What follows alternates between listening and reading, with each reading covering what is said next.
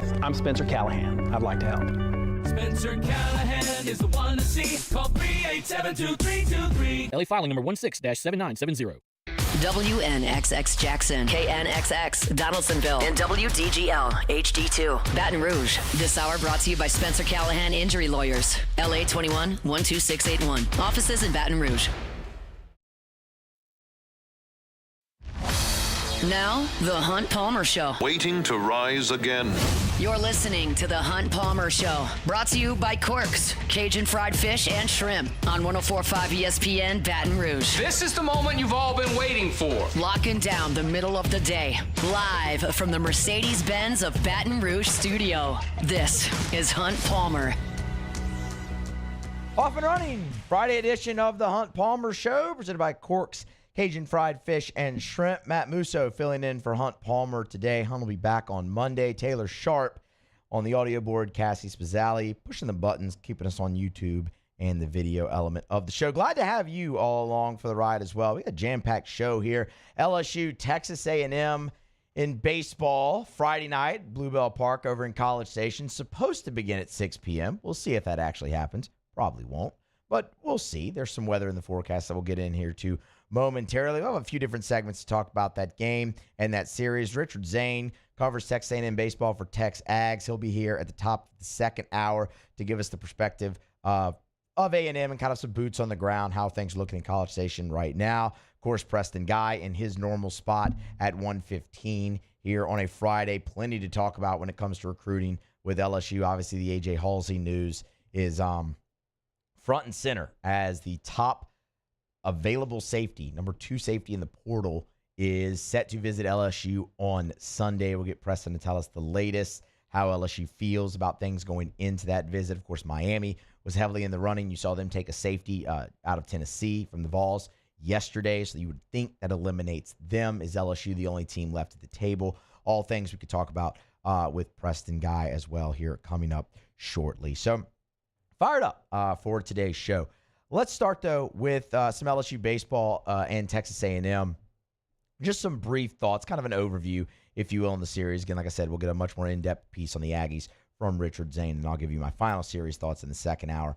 But unfortunately, as we've had to do so often this season when talking LSU baseball and the beginning of a series, we have to talk about the weather and kind of start with the weather. And I'll be honest, I'm so friggin' tired of talking about the weather surrounding LSU baseball this year. Do you realize that LSU has had just 4 series all year that haven't had a game moved due to weather? And one of those, oddly enough, was the Oklahoma series, where it was just miserable up in Norman for 3 days. You had temperatures in the 40s, wind chills in the 30s, and you're trying to play baseball in it. You thought those games would be moved, but they wouldn't. But all but four series this year have been impacted by weather. Of course, LSU's played until 1 o'clock in the morning on 3 different occasions now. Normally that only happens in the SEC tournament. Oddly enough, maybe that might help LSU when you come to Hoover, and you might have to play late into the morning, or early in the morning, I should say. We'll approach that bridge when we get to it. But the same can be said here now for College Station. You're scheduled for a 6 p.m. first pitch on Friday night. There is a 49% chance of rain as it stands right before I came into the studio to do this show at 6, which you say, oh, that's not too bad. The problem is there's like a 75% chance of rain at 7. You know they're not going to send Ryan Prager or Cade Anderson out there to start that game until they know they have a window to get it in. Nor should they. Like, that is the right move. 100%. The rain chances decrease as you get a little bit later into the night, but never really below 40%. Do you even have a window? That's going to be the question they have to ask themselves. If not, Saturday looks good. You could obviously play 2 games there. None of the games are on linear television this weekend, so you don't really have to maneuver around a TV schedule. They're all on the SEC Network Plus, and you could figure it out and map the schedule out as well. I'm just itching for a time where we don't have to talk about weather anymore surrounding LSU baseball this year, because it's been every week. Like, virtually it's been every week. So that's your latest there. Enough of the weather talk. I'm not a meteorologist. I want to talk more about the series. And this is a fascinating series for a lot of different reasons. Texas A&M couldn't have been any hotter than they were heading into Austin, Texas a week ago with all the revenge factor on the table, everything you could want except the series wasn't at home. They go in there, they play tough, they lose 3 one-run games, and they're swept. And you know what? I don't think that impacts this series one bit. I think Texas A&M in front of their home crowd is going to be jazzed up, ready to go, renewed with a purpose, looking at the goals ahead of them that are all still there.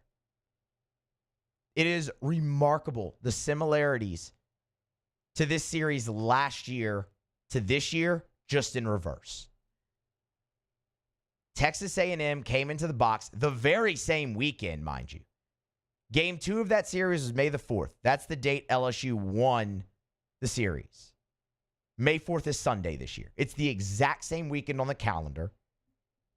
LSU entered that series fighting for their postseason life. They had 7 SEC wins, needing 6 more in the final 3 weeks to get to 13 and have a chance to get into the postseason. A&M enters with 8 this year, needing to get to 13, 14 to have a chance to get in. More on that momentarily. Texas A&M was ranked number 1 in the country going on the road, steamrolling towards the postseason and locking up a national seed. LSU is number 2 in the country going on the road, steamrolling toward the postseason and locking up a national seed. We all remember how that one turned out. That should be all the information you need to understand anything can happen this weekend. LSU and A&M are both extremely talented teams. That might be one difference. I'd say talent in this series right now, probably about a push. Last year, Texas A&M was much more talented than LSU, and LSU won the series at home. But this whole idea that, A&M might have been knocked down a peg at Texas, it hurts your pride.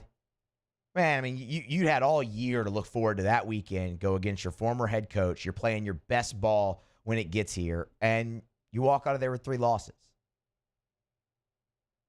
But when you look at A&M's schedule, they have LSU at home, Missouri at home, which, come on, we know how that's going to go. And then they finish up at Georgia. They're at 8 wins. A&M needs to get to 13. You need 5 wins out of those 9 games remaining. Conventional wisdom and a large sample size at this point would tell you they're going to get 3 of them against against Missouri. On the road in Athens, that could be tough. The series at home against LSU, you would think on your home field, you have a pretty good shot at that one. The A&M camp, that is. So they're going to come out ready to play. I have no doubt about that. Will it be good enough? That's another question. Because A&M, it's been a roller coaster. I think last week in Austin, preceded by the 3 weeks prior, show that better than anything. Yeah, you got off to the rough start. You started 1-8 in the league. Okay, that happens. I mean, that's happened to just about at least one team each of the last, that you thought was going to be near the top, each of the last 3 seasons. I mean, maybe even more than that. Each of the last 4 seasons. Heading into 2021, State coming off the national championship, you know what happened there. Ole Miss, same deal. LSU, same deal. Florida last year, too. This year, it was A&M and Florida again. But what you've seen is teams bounce back from that. So you thought, okay, there's going to be a chance they do, and they do.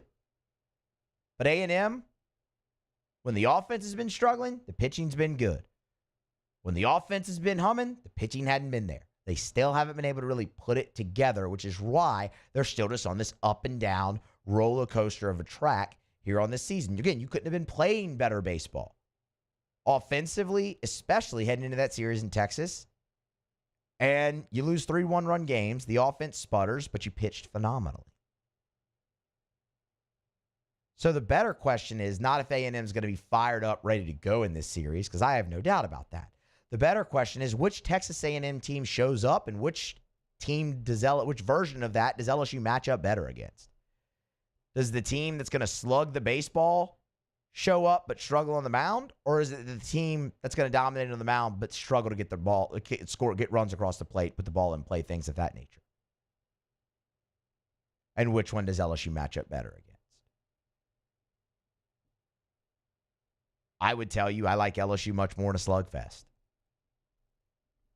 than if LSU's offense is sputtering,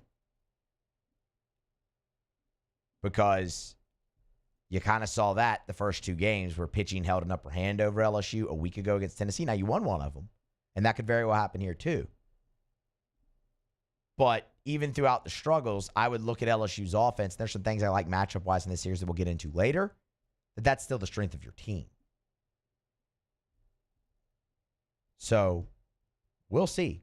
But to me, that's the question. Which version of Texas A&M shows up? Or the third option, which I really hope doesn't happen, they finally put it together for a weekend. Because, man, if LSU can go on the road, take 2 out of 3 in this series, you bring back some of your margin for error. You get that back. Because you'll have a home series against Arkansas that you'll feel like you can go win, and then you're on the road at South Carolina to wrap it up.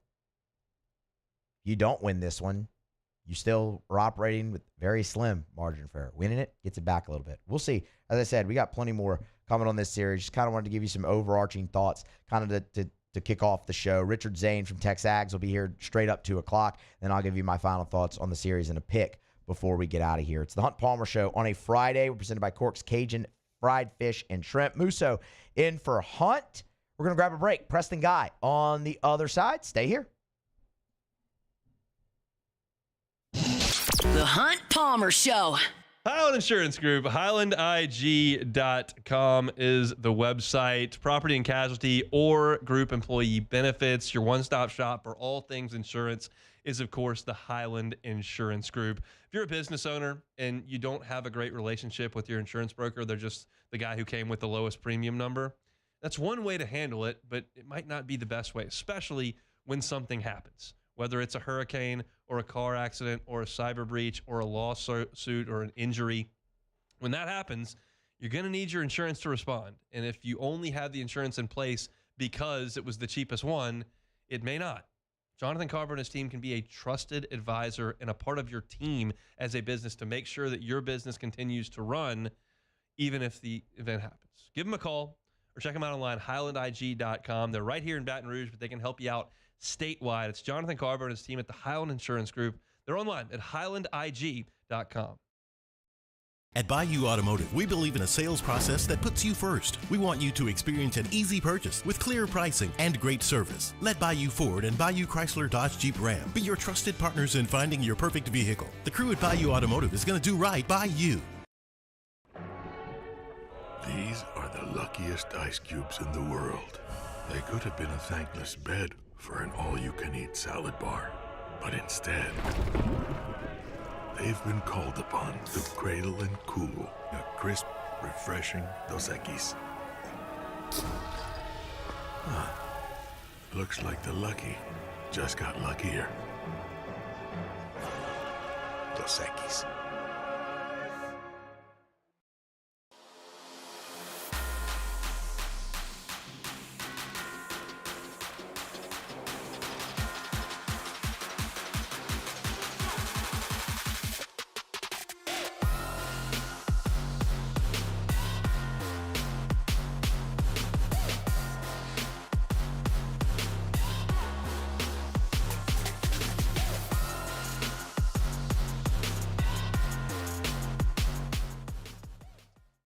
At Bayou Automotive, we believe in a sales process that puts you first. We want you to experience an easy purchase with clear pricing and great service. Let Bayou Ford and Bayou Chrysler Dodge Jeep Ram be your trusted partners in finding your perfect vehicle. The crew at Bayou Automotive is going to do right by you. Men, age is just a number. Don't let it dictate how you feel. Goodwood Men's Sexual Wellness has anti-aging services that can help you look and feel your best. Visit yourgoodwood.com and discover a renewed sense of vitality. Gulf Coast Office Products is a nationally recognized Savin office equipment dealer based right here in Louisiana. Over 100 employees strong, Gulf Coast has the boots on the ground to support all vertical markets from education, engineering, legal, and finance. With the latest in office technology from desktop to production segment units, Gulf Coast and Savin have the perfect fit for you. Call 225-756-2644. That's 756-2644 for Gulf Coast Office Products. Family owned and community driven. Service Chevrolet Cadillac, a legacy you can trust since 1972.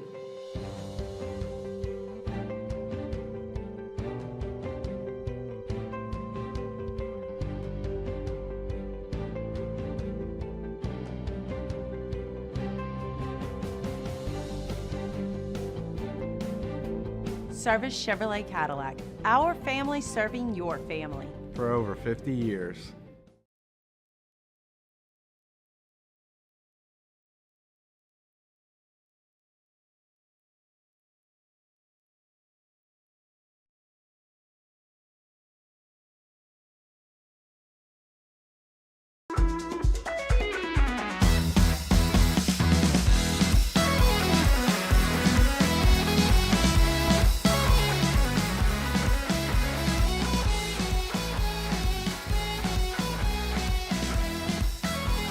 You're listening to The Hunt Palmer Show, brought to you by Corks, Cajun Fried Fish and Shrimp. All right, we're back here on the Hunt Palmer Show on a Friday, of course. Corks, Cajun Fried Fish and Shrimp. Musso filling in for Hunt. We're working on connecting with Preston Guy right now. We're good, Taylor? We got him? All right, awesome. Well, then, we'll just punt what we were going to kind of fill there with, and we'll go to Preston. Preston Guy with Hunt every Friday. He was with me last Friday, and now again here this Friday. Of course, you can read his stuff over at tigerbait.com. Find him on Twitter X at PGuy77. Preston, it's great to chat again, man. How are you? Hey, good, Hunt. Thanks for having me here. I'm glad someone works on a Friday around here. Yeah, Not Hunt. no, not Hunt. Someone doing the work. Yeah, I mean, look, man, I assumed Hunt was back, just full bore ready to go this week. And then on like Tuesday, I was like, hey, Moose, can you host? I'm like, yeah, sure, why not? So here we are. But, man, it kind of works out because the first thing we're going to talk about is A.J. Haulcy. And, Preston, I'm sure you remember, I remember, when I sat here a week ago in this chair and talked to you, we were talking about transfer portal and them landing Bernard Gooden. And I'd asked you, okay, man, if there's one more position, what would it be? You said safety. Well, here we are. A.J. Haulcy set to visit LSU on Sunday. What else can you tell us about the latest in this situation? Yeah, I mean, I've been working around talking with people about it. I'm a little surprised to see this come up, especially at this point in the game, and hearing that LSU coaches didn't see anybody else in the portal that they thought to pull in. However, you know, this is a position of need, and frankly, AJ was the one, or at least his agency was the one, who reached out to LSU thinking this would be a good fit. Now, he had 74 tackles, 5 interceptions last year, and he was actually first-team All-Big 12. But despite that, my understanding is that LSU coaches, they feel he's more of a depth piece. They want him to come in and earn a spot on the field. They don't think he's just the solution to all their problems at safety, and they think that the players they have currently are as good, if not better, than him. So they definitely want him, right, to come in and contribute and compete. But I don't know that they're willing to empty out any resources to bring him in. But it certainly would make you feel a bit more comfortable at that safety spot, given that you've got someone who's played well at the Power 5 level in there competing with guys for that spot. Okay, so that's kind of where I was going to go next is where LSU views him on the depth chart. We can come back to that. I know Miami was kind of in on this too. They just took a safety from Tennessee a day ago, so you would think that they're out. Who else might be competing with LSU for Haulcy, and how do they feel about where they stand in the recruitment so far? Yeah, they feel like they've really kind of wired themselves for success with him. You know, they're not out here just trying to be the biggest bidder. They really, you know, they really feel like this is a good team and a place he wants to be. SMU is another team to watch out. That's his agency actually put out a top 3, which is a little strange to actually see someone else other than Hayes Fawcett put out a top 3 graphic. But you know, that's who he's competing with. Yes, Miami is not the team you want to hear you're trying to outbid. Right. Miami has been known to, especially late in these portal processes, put a lot of money and overpay for a kid, right? So the fact that Miami went another direction makes me feel a lot better.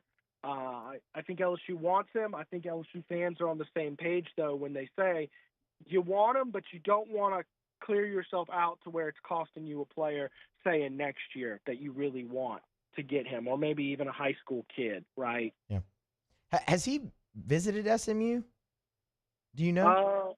I don't believe he has. No, Okay. I believe he's Miami and LSU. But what I believe is going to happen is I have a lot of confidence that LSU lays the groundwork. They're going to light it up this weekend, and I think that it's going to be more of a yes or no situation for LSU. Either I like you and I'm coming, or I'm moving on, Yeah, no, for sure. I mean, that's kind of the thing. It's what everyone always talks about with free agents in the NFL is when you get them in the building for a visit, don't let them leave without signing the contract. Transfer portal has become that as well. And when you get them on campus for a visit, you want them to commit, right then and there. So that's kind of why I was asking about SMU. Like, okay, if he's been there and he hadn't, they let him get away without doing it, and that just plays more into LSU's favor. Okay, well, we'll see. A.J. Haulcy, of course, out of Houston. He will visit LSU on Sunday. Is this a multi-day visit, do you know, Preston, or just Sunday? My understanding is that it's Sunday at least for now. I don't know if he'll be here past that date or not. But, like you were saying there, this isn't like a high school recruiting trip where you're waiting for a certain period to bring him in. You want to try to, if he's here, close the deal before anybody else gets a chance to talk to him. Yeah, I mean, that's what they're going to be trying to do on Sunday. Okay, well, you said high school recruiting there. Speaking of which, LSU did get a commitment from Havon Finney Jr. out of California, 4-star cornerback earlier in the week. What can you tell us about Finney Jr.? Well, I'm going to tell you this. He reclassified to the class of 2026. And when he was a part of the 2027 class, he was actually the number 1 corner in the nation. So that kind of shows you the talent potential. I always find it a little funny when a kid reclassifies. So you saw him as this high, 5-star number 1 player for this class, but he moves on. And is it that he's not developed, or is it that you don't think he will develop? Or is it that he's just not up to par with the other players right now? I'd really like to get in some of these scouts' minds for these evaluation services and figure out what they're judging that on. I guess famously Colin Hurley went from being a 5-star quarterback in his class, which was supposed to be this year coming up, 2026, and then moved up and got bumped down to, about, I guess, a top 15 quarterback instead of a top 3 or 4 quarterback. But he's still a 5-star on Rivals, I can tell you that much. So anytime any kid has a 5-star designation at any site, that's a good sign. We're talking about a 6'2", thin, long-armed corner. Corey Raymond loves these guys. Just look at DJ Pickett. Think back in the day, Harold Simon, guys like that. He loves a long-limbed corner, and that's what you're getting. Of course, a little odd to pull a kid out of California. You don't see LSU going to the other LA to pull very many kids here, but that's exactly what they did, and it's certainly a good spot, and it bolsters their currently number 1 class right now that is 90% blue chip prospects. Actually, I saw that earlier today, and I'm glad you brought up California, because that was kind of be my next question. I mean, look, it's the NIL era; everything's different with recruiting. Can they hold on to him? Well, it's a great question. I guess if I had that answer, I would probably I'd probably know more than the kid himself at this point. Yeah. But I will just tell you the era we're in is, especially with out-of-state kids who don't have any rooting devotion for your team, anybody can come in with a lot of money at the last second. I would say the amount of flips and chain and decommitments that we're seeing in this era has probably gone up a significant portion. So I don't have a direct answer, yes or no, but I'm going to tell you right now it feels great, but it is a long, I guess, what are we, April? We're about 8 months away. It's a long 8 months away before ink goes to paper, and, I mean, money talks in this industry. Yeah, I asked you that knowing that was probably going to be the answer, but it feels like one of those things after Bryce Underwood, you kind of just always have to ask now, well, okay, well, wait, can they actually hang on to him? Okay, from an out-of-state cornerback to an in-state cornerback, let's talk Hayward Howard Jr. out of Edna Carr. I mean, look, Carr has obviously been incredibly good to LSU. It's kind of just been like a minor league, franchise for LSU football. Hayward Howard, he picks up an offer from LSU kind of late in the cycle for 2026, but it's hot and heavy now with him and the Tigers. It's late, but it's also not late to the point of like, come on, man, I've got my official visits. I've already planned them out. You know what I mean? Like, I remember, Rashawn Matthews' kid, Jordan Matthews, a couple years ago for Woodlawn. Brian Kelly didn't come in and offer him till July. And, you talk to that kid, and it's like, man, I'm in the middle of scheduling my officials. And this is it. Like, I decided in December, you waited this long to give me an offer? No, you guys got some ground to make up. It's not like that. So they probably got in at a good moment. I can tell you we had Grant Shashery, one of our beat reporters here for Tiger Bait, do a story on him not too long ago, and he certainly has, an admiration of LSU. That being said, there's still teams you still have Miami there. You still have Ole Miss there pushing for him. And these are teams that were in on him earlier. So, LSU was taking their time evaluating him, seeing if he was a guy they want in. Another thing stands out to me, this kid's 6'2". Another long, tall corner. That's what Corey Raymond likes to go for. So I certainly think he'd be a good fit in the program. I just wonder, how much interest might have been lost in the time that LSU was waiting and doing their evaluations on him. We'll have to wait and see. I know that you're certainly starting to see a little bit more projections. As you would expect, in-state kid, New Orleans Carr. Like as we said, it's just been a feeder, just a feeder for LSU, and they've had great success there.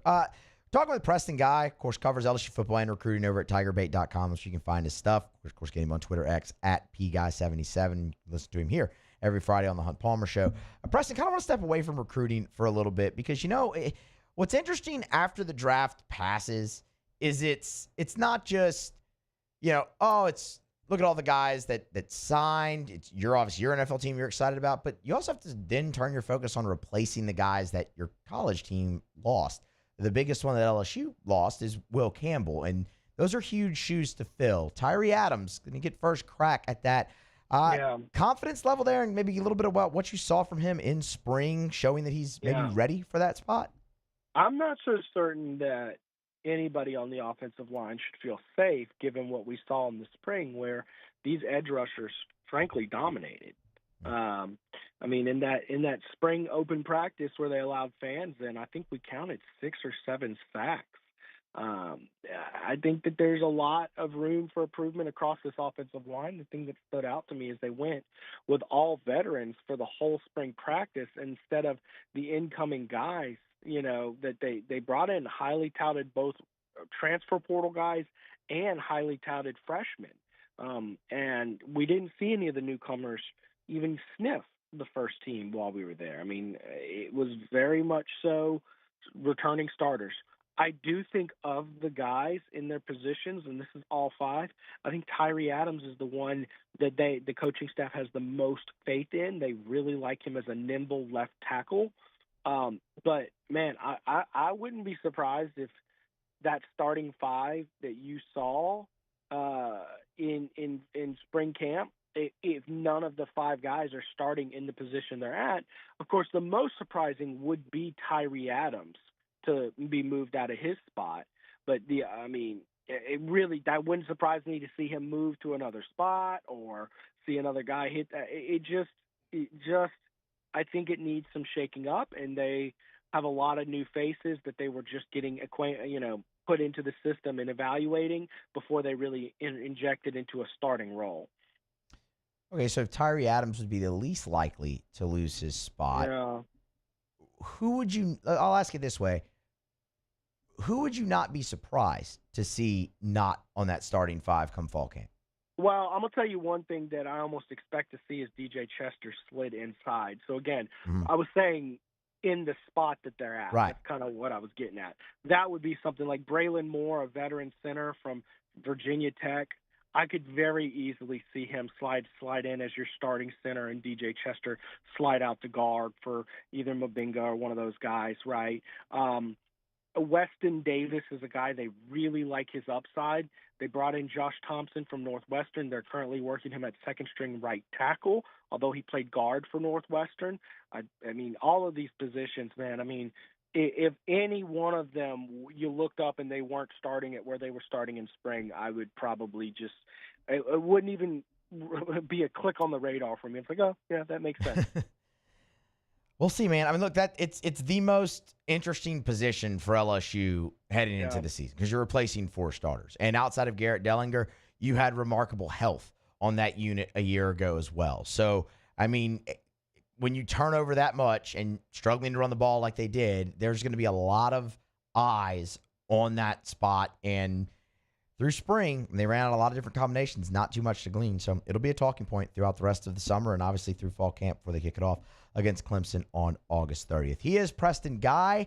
Read his stuff over at tigerbait.com. You can get him on Twitter at PGuy77. Of course, hear him every Friday here on the Hunt Palmer Show. Preston, we appreciate the time as always, man. Thank you. All right, Musso. Nice talking with you. Thanks for taking the hard Friday shift nobody else wants. Hey, man, somebody's got to do it. I don't mind. Let's have some fun for 2 hours, right? Exactly. All right. Thank you, Preston. We'll talk later.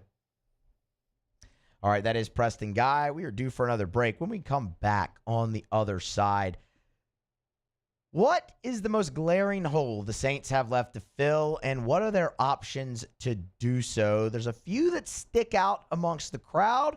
There might be a few under the radar that we aren't considering enough. We'll talk about all of them next here on The Hunt Palmer Show. The Hunt Palmer Show. Genesis of Baton Rouge. GenesisofBatonRouge.com is the website. Every car that is on the lot is online at GenesisofBatonRouge.com. Safety, probably a big deal if you're in the market for a vehicle.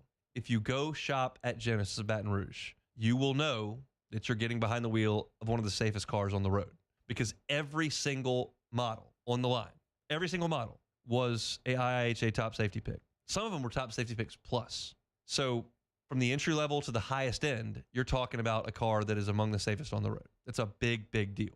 So you start there, then you go check out the style, the comfort, all those bells and whistles that come with a luxury brand of vehicle. That's all there for you at Genesis of Baton Rouge. And if you make a purchase, every single purchase comes with a 10-year, 100,000-mile warranty. Every single purchase comes with 3 years of complimentary valet maintenance. It's all there at Genesis of Baton Rouge. I invite you to go by and see them. Airline at Pico across from Women's Hospital, or start your process today online at GenesisofBatonRouge.com. GenesisofBatonRouge.com.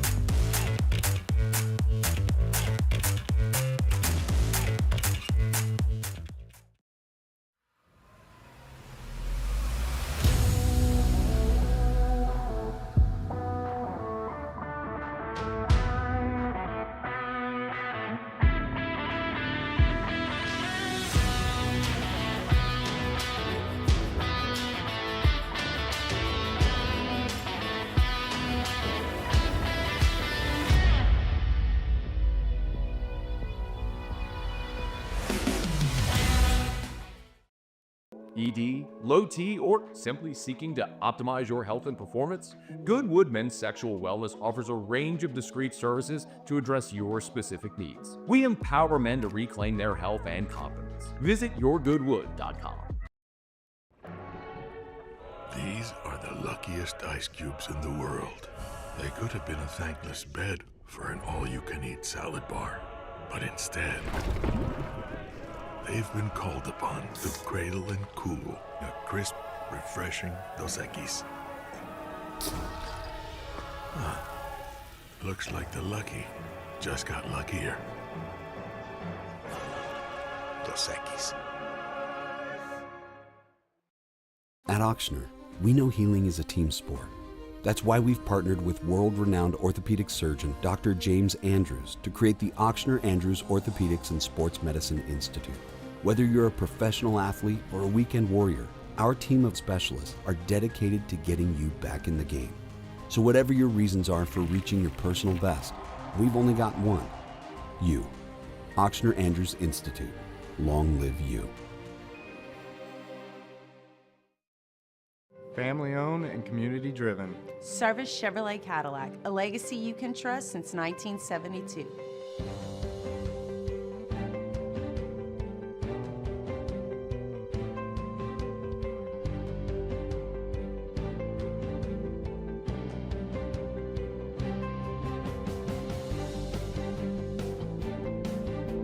Service Chevrolet Cadillac. Our family serving your family. For over 50 years.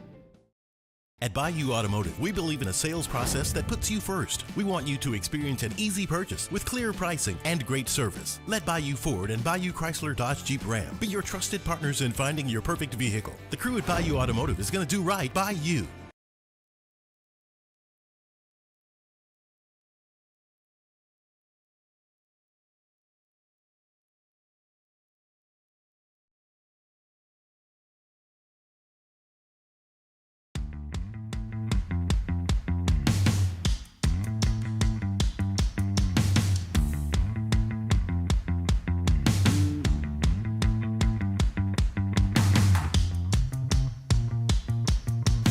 This is the Hunt Palmer Show, brought to you by Corks, Cajun fried fish and shrimp.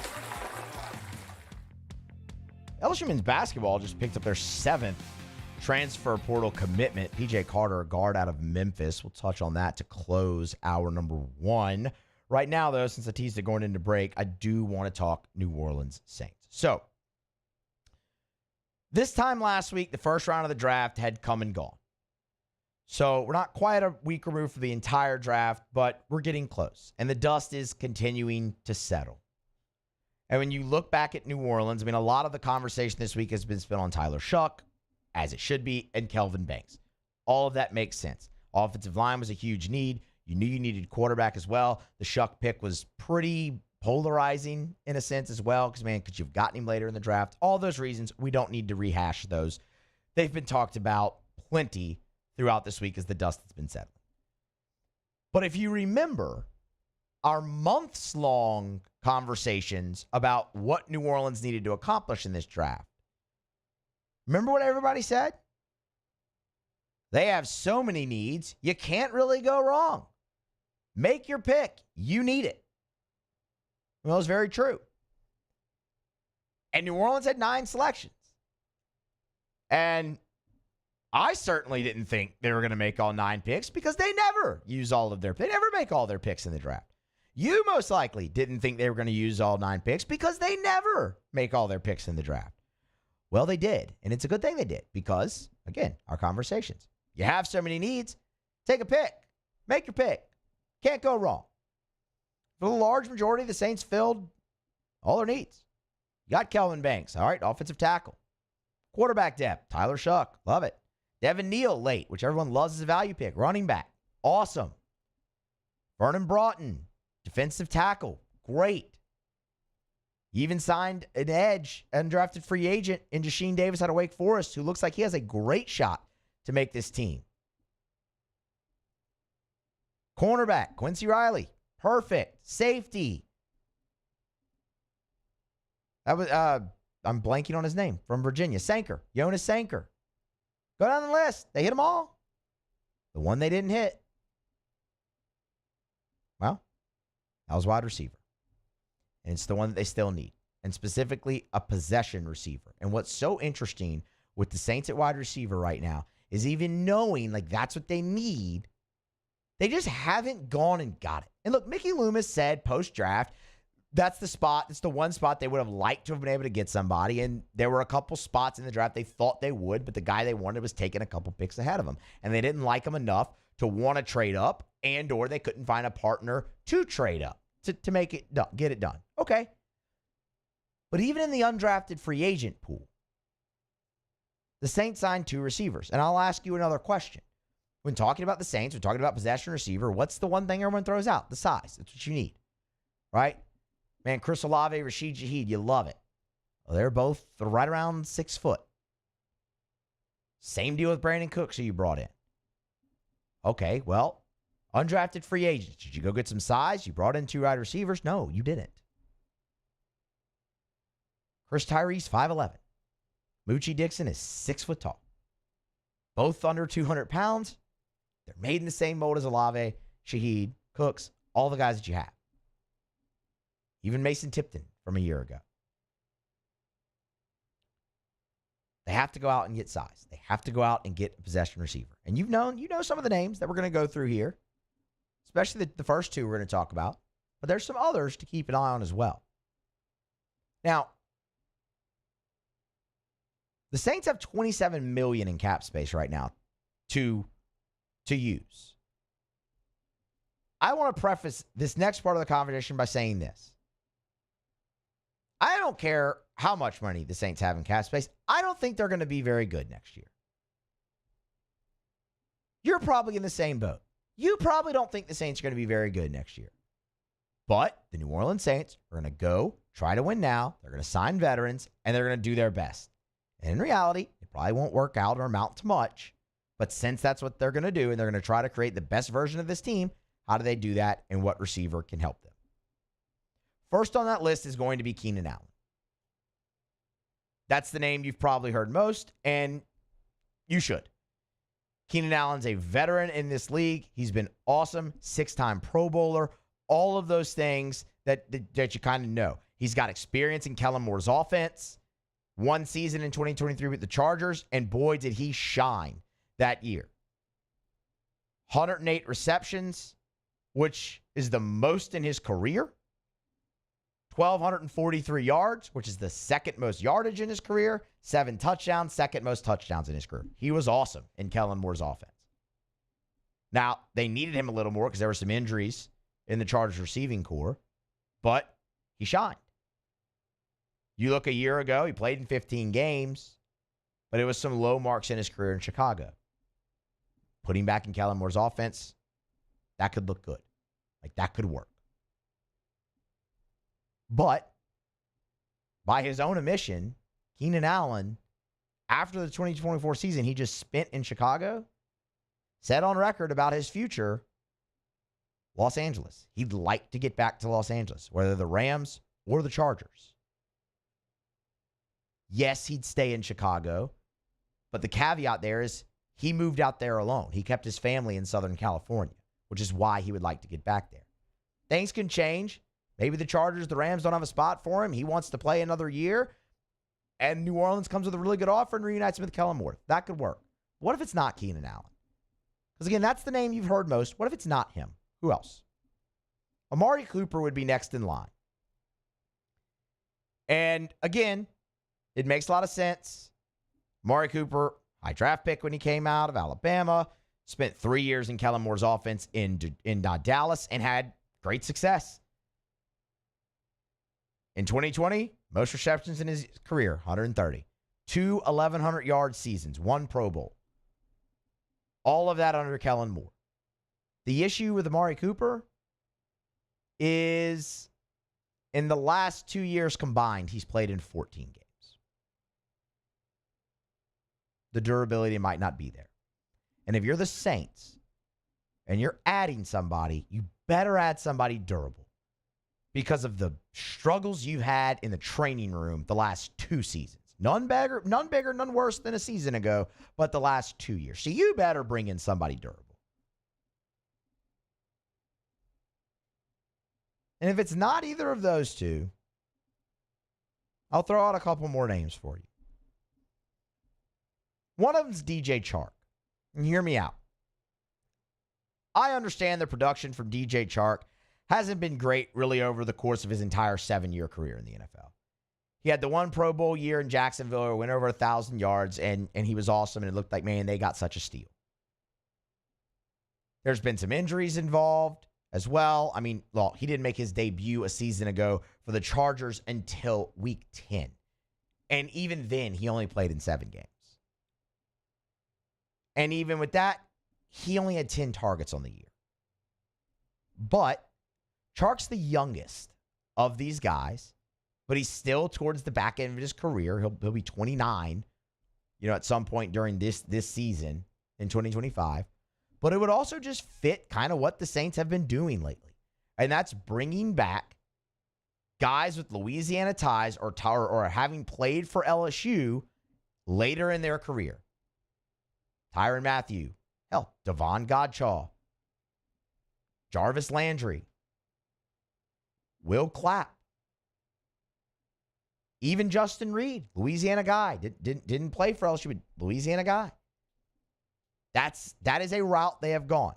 Chark's definitely got the size, 6'3", 200 pounds.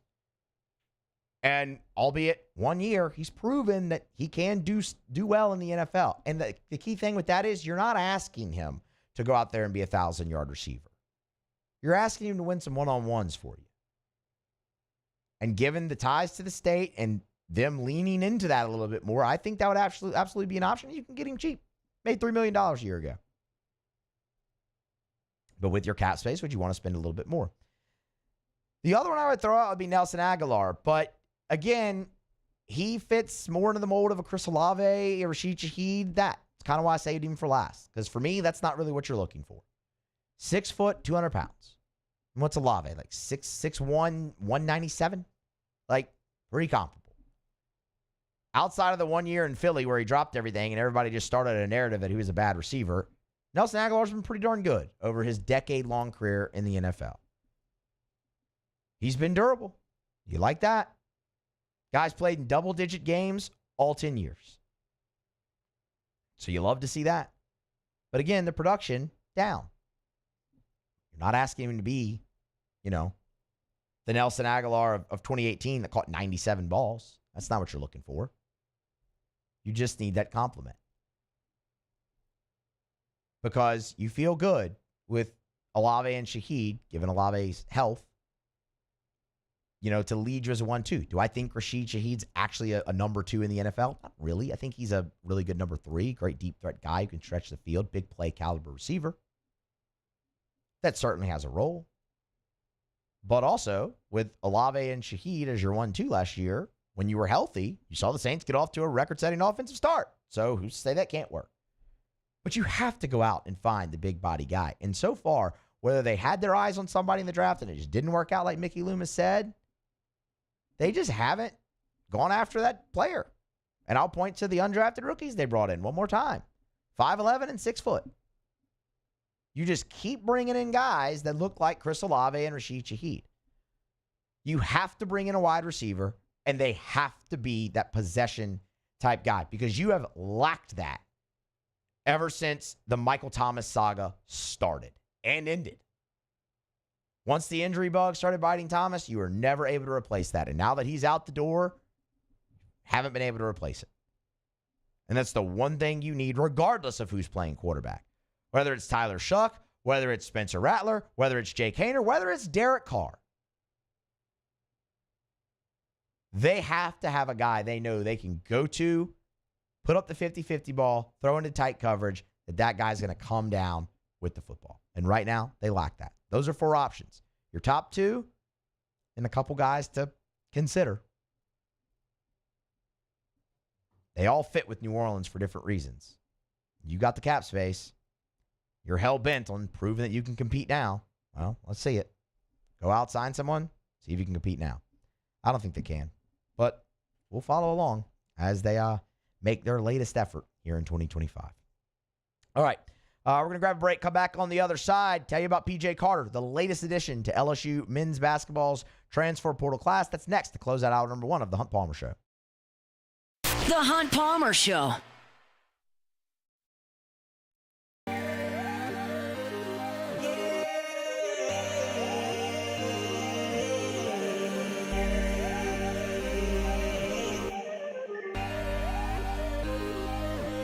You gotta believe in a dream. Believe.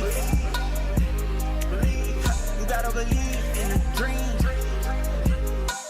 Believe. You gotta believe. My whole team on wild. Man, age is just a number. Don't let it dictate how you feel. Goodwood Men's Sexual Wellness has anti-aging services that can help you look and feel your best. Visit yourgoodwood.com and discover a renewed sense of vitality.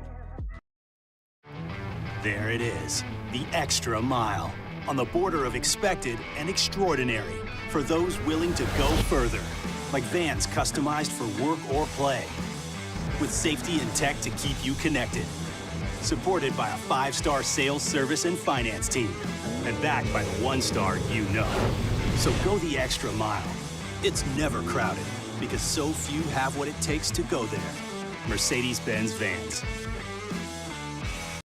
Gulf Coast Office Products is a nationally recognized Savin office equipment dealer based right here in Louisiana. Over 100 employees strong, Gulf Coast has the boots on the ground to support all vertical markets, from education, engineering, legal, and finance. With the latest in office technology, from desktop to production segment units, Gulf Coast and Savin have the perfect fit for you. Call 225-756-2644. That's 756-2644 for Gulf Coast Office Products. These are the luckiest ice cubes in the world. They could have been a thankless bed for an all-you-can-eat salad bar. But instead, they've been called upon to cradle and cool a crisp, refreshing Dos Equis. Looks like the lucky just got luckier. Dos Equis. At Auctioner, we know healing is a team sport. That's why we've partnered with world-renowned orthopedic surgeon Dr. James Andrews to create the Auctioner Andrews Orthopedics and Sports Medicine Institute. Whether you're a professional athlete or a weekend warrior, our team of specialists are dedicated to getting you back in the game. So whatever your reasons are for reaching your personal best, we've only got one: you. Auctioner Andrews Institute. Long live you. Family owned and community driven. Service Chevrolet Cadillac, a legacy you can trust since 1972.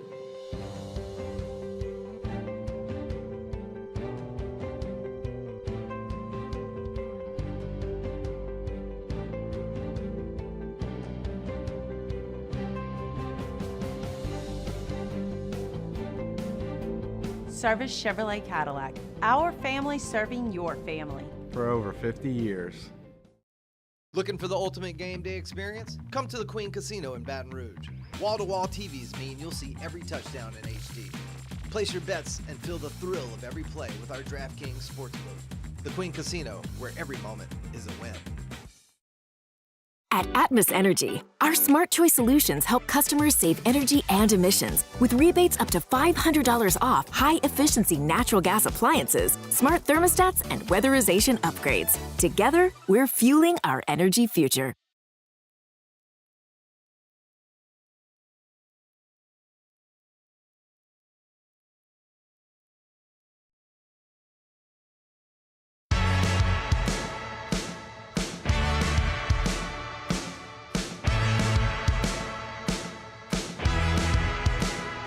You're listening to The Hunt Palmer Show, brought to you by Corks, Cajun fried fish and shrimp.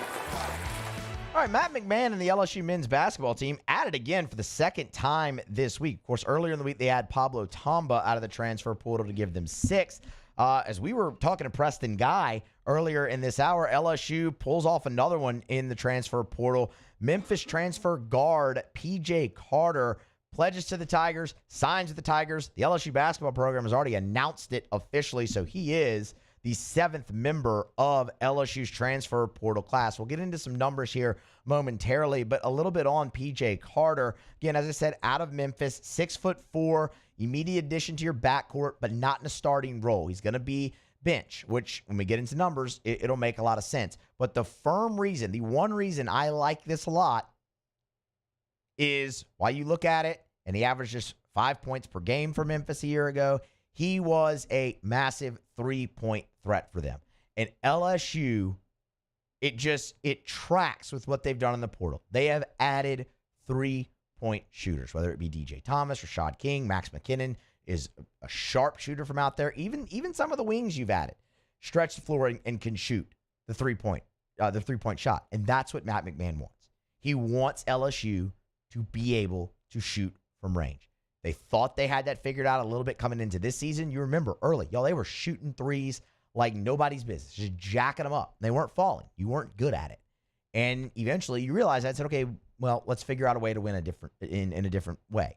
And, it obviously didn't work very well. You weren't very good. But you've addressed that, or at least you've taken further steps to address that. So I love it from that perspective. Matt McMahon's teams at Murray State had great guard play. They shot the three well, but it goes beyond that. In the SEC, you better shoot the three. Auburn shoots a bunch of threes. Alabama shoots a bunch of threes. Tennessee shoots a bunch of threes. Like the teams at the top that you're trying to compete with, they launch threes, they make them. LSU needs to get there. I love the addition of P.J. Carter. Again, now you can look at numbers. LSU has 2 players returning from last year's team. That's it, 2. Robert Miller, Jalen Reed. That's it. With 7, you're now at 9.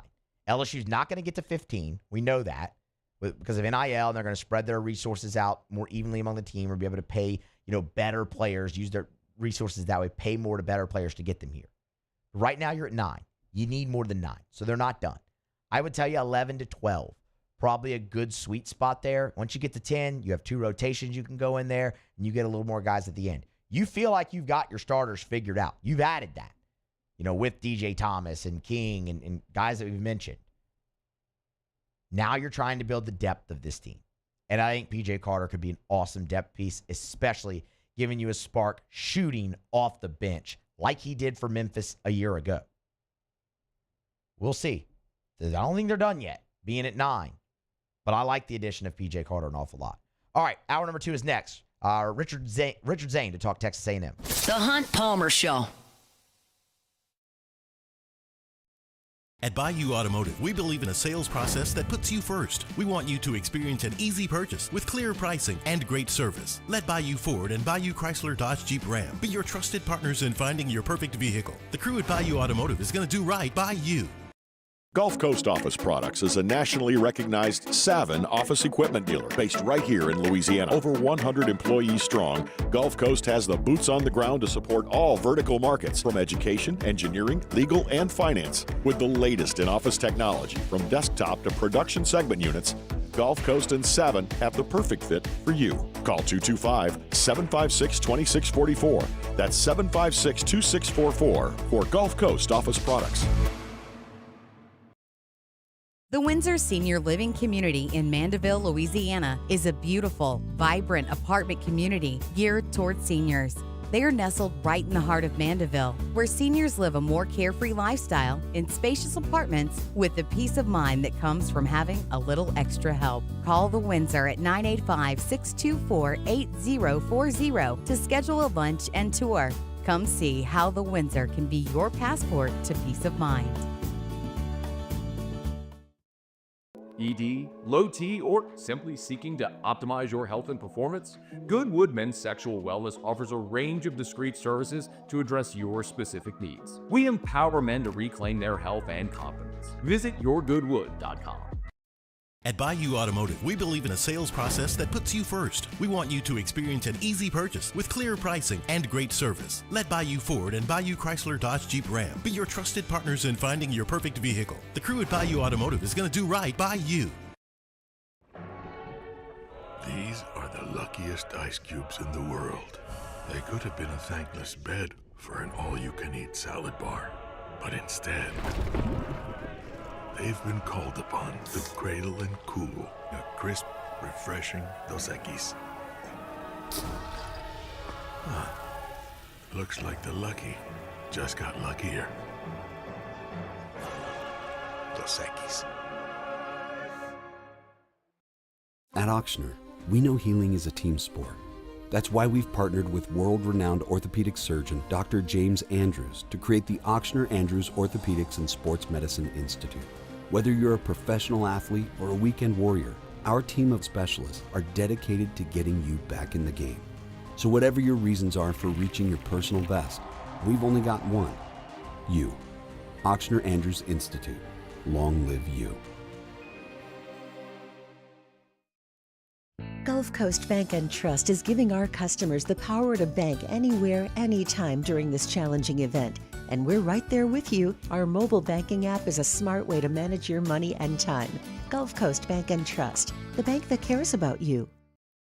Family owned and community driven. Service Chevrolet Cadillac, a legacy you can trust since 1972.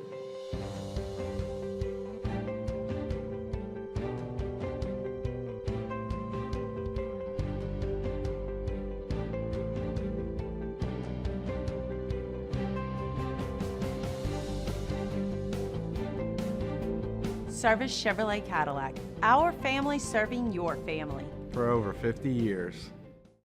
When it comes to choosing energy for your family and your home, make the smart choice with natural gas. You can count on efficient and affordable natural gas to keep you comfortable and reduce your environmental impact to help protect our planet. Together, we're fueling our energy future. Atmos Energy.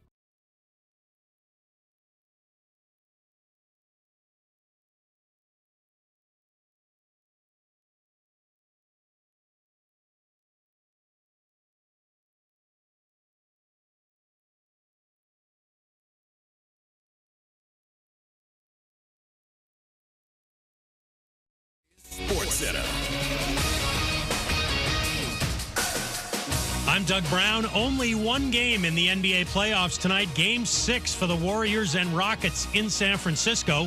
Golden State leads the series 3-2, but ESPN's Tim Legler believes they need to work harder to get Steph Curry open shots. Houston, for the most part, this entire season has done a great job on him, but he's dealing with the thumb. He's also dealing with a team as committed as any I have ever seen against Steph Curry, playing on the top side and negotiating and communicating these switches perfectly. Tim Legler on Get Up. We'll have the Rockets and Warriors here on ESPN Radio starting at 8:30 Eastern.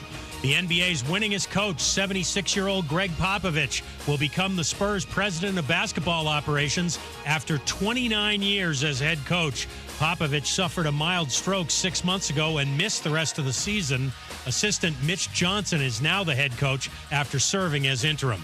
One game tonight in the Stanley Cup playoffs, Game 6, Jets and Blues in St. Louis. Winnipeg leads the series 3-2. Hey, it's your resident Super Bowl champ, Chris Candy. Coming up Monday, the NBA and NHL playoffs are in full swing, and I'll react to it all in my Upon Further Review at 7 Eastern. It's Unsportsmanlike weekday mornings at 6, right here on ESPN Radio, ESPN2, and ESPNU.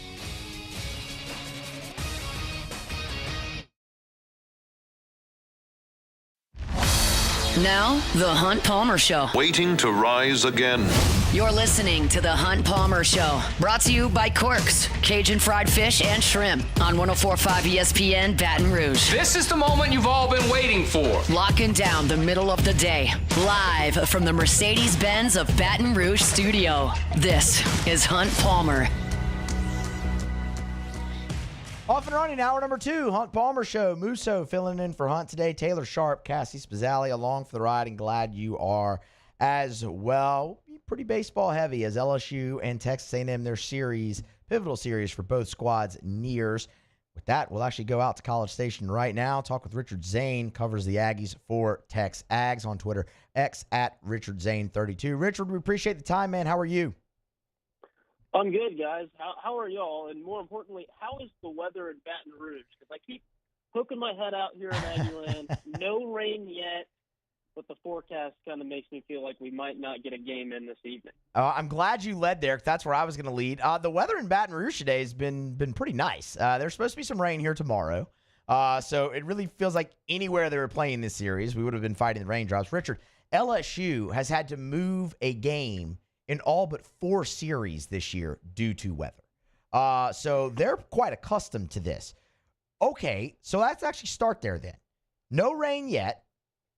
Is it more likely you think they play 2 Saturday, or do they just push the start time to this one back? So from what I understand, and obviously I'm not a meteorologist, right. I'm talking about baseball instead of looking at Doppler radar, I don't think they're going to be able to get a game in tonight. Oof. The forecast later on this afternoon and then into this evening, it's like 100% chance of rain. How heavy that is, I don't know. We had some thunderstorms here yesterday, so I think those cells and that whatever system that is probably going to stick around throughout the rest of this evening. So I imagine a doubleheader, at least a doubleheader on Saturday, seems more likely than one game this evening. It's interesting you brought up LSU having a game moved. A&M's had to do that a couple of times too, albeit both of them on the road at Knoxville and then in Fayetteville. So A&M's also accustomed to the doubleheader situation, but I know at least in my selfish opinion, I'd much rather get a game in this evening instead of having to watch 18 innings tomorrow. Yeah, no, I'm with you. I'm with you on that. Last thing on the weather, I promise we'll get into the baseball because I'm much more interested in that as well. Is there like kind of a template they followed to where you could guesstimate when we might have a decision on the game? Because I could tell you, Jay Johnson will take it up to the 11th hour. I mean, they've played until 1 o'clock in the morning 3 times already this season. So Is there a kind of a way A&M likes to handle that? So I don't know about this current staff. Obviously, it's the first year of Mike Early's tenure in Texas A&M, so I don't know how he likes to handle weather, stuff like that. Obviously, I think we'd like to have an answer sooner rather than later, especially with pitching is concerned before you got to get guys, whether it be Cade Anderson or Ryan Prager, whoever the starter is. I know those guys are super process and routine-oriented as pitchers can be, so I'm sure they'll want to make a decision before those guys start getting going. Everything I've heard this morning and into this afternoon is they're going to wait as long as they possibly can to make a decision. So I imagine I'll probably leave the apartment here in a couple hours, head to the ballpark, and then hear about 5:30 that we're not going to play this evening. But that's par for the course. My being inconvenienced is a small price to pay. Right. Getting 27 innings in is what they're looking for. Okay, so to the 27 innings, to the baseball. Texas A&M, I mean, I think everyone has really kind of taken notice of the season and the trials and tribulations that they've gone through, kind of the roller coaster effect. They were on fire heading into Austin. Texas is a good team. I mean, look, I know what happened last night in Fayetteville. That's a really good team. LSU went to Austin, got beat in the series. Man, I don't know about you, though, Richard. I was looking at that going, Texas A&M is the team that nobody wants to play now. They've got legitimate revenge. They're heading to Austin. Texas is ripe for the picking here this weekend. What changed for A&M in that series as opposed to the previous three? So, I mean, we always talk about metrics and analytics in baseball nowadays, but it really does still boil down to pitching, hitting, and timely defense. And at different points in all three of those games in Austin last weekend, either the pitching let them down. We think about the sixth inning of the Sunday game where A&M looked like they were going to be able to salvage that finale. They walk the bases loaded and then give up a 2-run single. Texas takes a 5-4 lead. That let them down. And then on Saturday, the winning run actually scored on an error on what should have been a caught stealing at third base. I believe it was Will Gasparino got a terrible lead trying to jump from second to third. A&M's got him dead to rights, and the throw's on the wrong side of the base. Then it trickles away from the third baseman. He scores on the air. So there's your pitching and defense things hampering the Aggies. Last weekend, they were 4 for 30 with men in scoring position in the entire weekend. All 4 of those base hits came in the Sunday finale, 2 of them in the first inning. They obviously didn't score enough runs. They lost a 2-1 game, a 3-2 game, and then the 6-5 game. So A&M's still playing at a high level. I think they played last weekend really well. They just got edged out each and every time. Texas made one more play, one more pitch, whatever it may be, to beat the Ags all 3 nights. But A&M's still playing good baseball. I don't think they are I don't know if they're regressing or if they're overwhelmed or emotionally down after what was an emotionally infused weekend in Austin. But they obviously need to understand, given what's gone on the rest of the season, that they can't let that linger over into this weekend, because if the goal is still to make the postseason, taking 1, if not 2, from a very good LSU team this weekend is key. Obviously, we know about the lineup over there in Aggie Land. And, of course, Mike Early was the hitting coach last season and has stepped into the head coaching role here. And the lineup is extremely talented. I mean, even losing Gavin Grahovac, I mean, Caden Sorrell stepped in from injuries, hitting .377 in the 19 games that he's played. I mean, the guy's insane. But one thing that has been noticeable is an up-and-down year for Jace Laviolette, I mean, who was projected the first overall pick coming into this season. What's kind of hampered him this year? So he's coming off a bad 4-game stretch. He went 0 for 6 on Tuesday night against Lamar. But in talking to him on Thursday at our weekly media availability, Jay seems to be the same happy-go-lucky guy we've known him to be for the entirety of his career in Aggieland. He seems undaunted and unfazed by the recent struggles. He's got 1 hit in his last 4 games. So that's obviously not a good year. But if you look at – or not a good stretch, at least right now. But, the old adage in baseball goes he's due, and the longer he goes through it, the closer it means he is going to be to the next big swing. And it wasn't too long ago that he looked like the best player in all of college baseball during A&M's series victory in Fayetteville. That was just 2 weeks ago. So it's obviously still there. And then if you look at the numbers, or at least the numbers heading into last weekend in Austin, he's actually having statistically a better year than his first 2 years. He was hitting above 300. He's got 15 home runs on the year. Obviously, he's the only Aggie to ever reach the 20-homer plateau in back-to-back seasons. but the numbers are still a little bit down from what you might expect from the number 1 overall pick or the potential number 1 overall pick. I think a lot of that has to do with who he's got hitting in front of him and behind him. You mentioned Gavin Grahovic's out for the year. We only got to see him for 6 games before he had to shut it down to have shoulder surgery. And then they lost the highest drafted position player in Texas A&M history, Braden Montgomery, who I don't know if you remember, but he kind of lit the world on fire from the moment he set foot on campus to the moment the Red Sox took him 12th overall. So there's some protection issues around Jace Lavalette in the lineup, but Wyatt Hensler's still been really, really good. He usually hits right behind Jace. He's a right-handed hitting third baseman. And then you mentioned it, the infusion of Caden Sorrell into this lineup should help take some of that pressure off Jace to produce.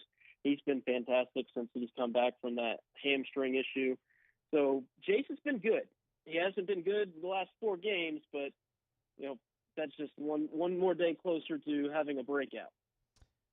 Correct me if I'm wrong. Didn't Caden Sorrell hit the first pitch he saw this year over the fence?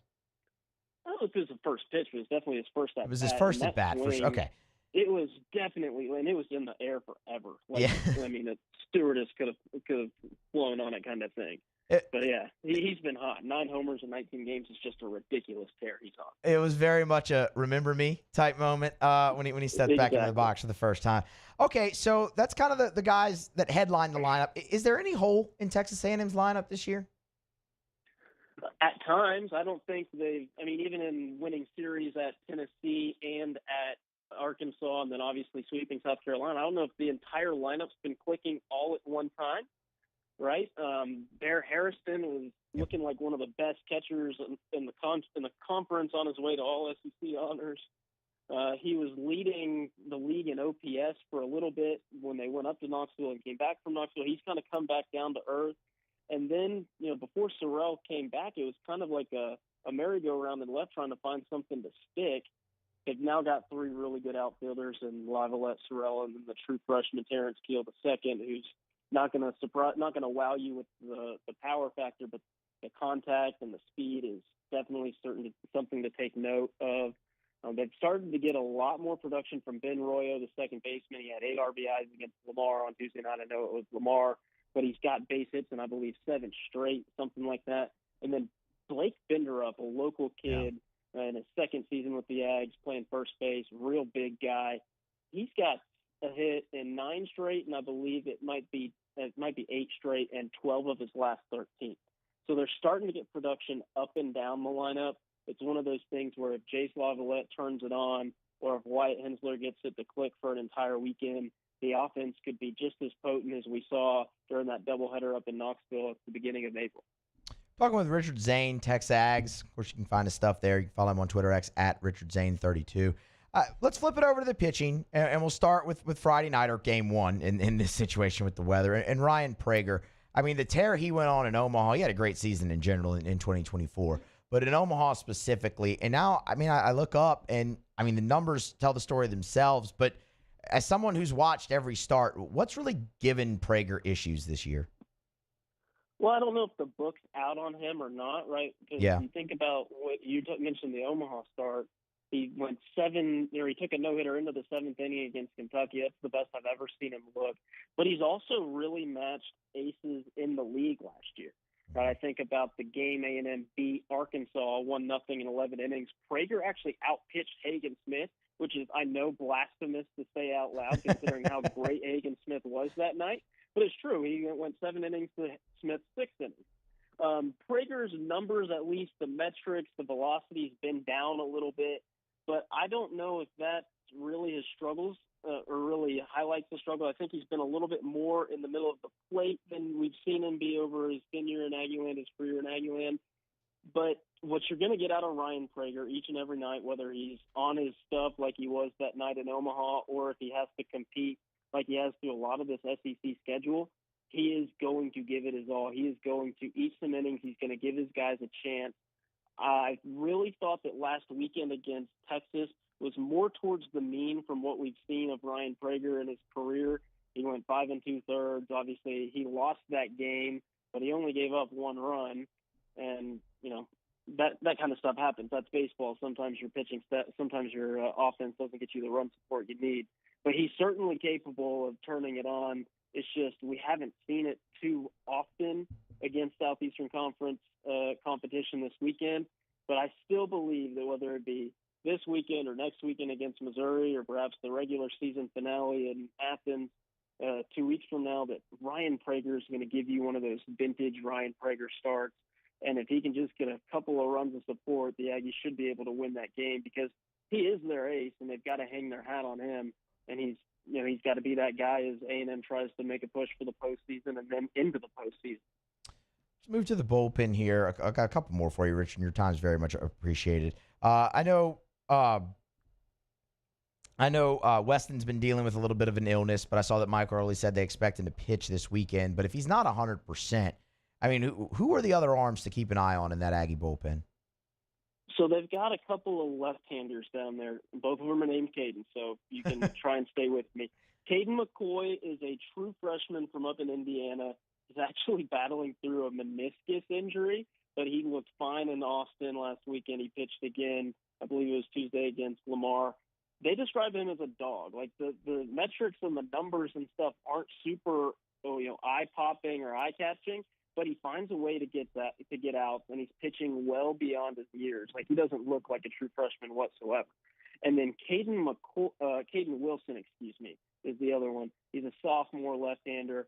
He's got the higher velocity fastball. He's really turned it on. He was really good against Arkansas, shutting down that rubber match with the Hogs, and then he pitched well twice against Texas last weekend. So those are the two guys behind Moss that I really have my eye on. For A&M to succeed this weekend, and I understand what LSU's offense looks like, they're going to need a right-hander beyond Moss to contribute, whether that's Luke Jackson, who was brilliant in a longer relief appearance against Arkansas, or it's a guy like Brad Rudis, who's been around for a long time, or a guy like Clayton Freshcorn, who's got really nice metrics, just hasn't been able to put it together consistently this year. A&M's going to need some key contributions from right-handers like that. He is Richard Zayn. Get his stuff at TexAgs.com. Follow him on Twitter X at Richard Zayn32. Man, we appreciate the time and the insight. Thank you. Dodge the raindrops and enjoy the baseball this weekend. Of course, guys. Thanks so much. I just want to say I'm super excited to watch Cade Anderson pitch this evening. I know I was looking really forward to it last time LSU was here because they had that guy, Paul Skeens, on the mound on Friday night. So everything I've heard about Cade Anderson, I remember watching that complete game shutout against Oklahoma a few weeks ago. Really, really excited to see some good pitching in Aggie land, whenever that may be. Hopefully it's this season. You're going to see some great left-handed pitching throughout the weekend, and Cade Anderson will absolutely contribute. I mean, he's been awesome so far. Really taken a great jump from his freshman year to his sophomore season. Thanks for the chat. Enjoy it, Richard. Of course, guys. Thanks so much. And y'all stay dry in Baton Rouge this weekend. Thank you. You do the very same. That is Richard Zayn. Again, TexAgs on Twitter at Richard Zayn32. We're going to grab a break, come back on the other side. LSU football, better to be lucky or good? We'll talk about it next on The Hunt Palmer Show. The Hunt Palmer Show.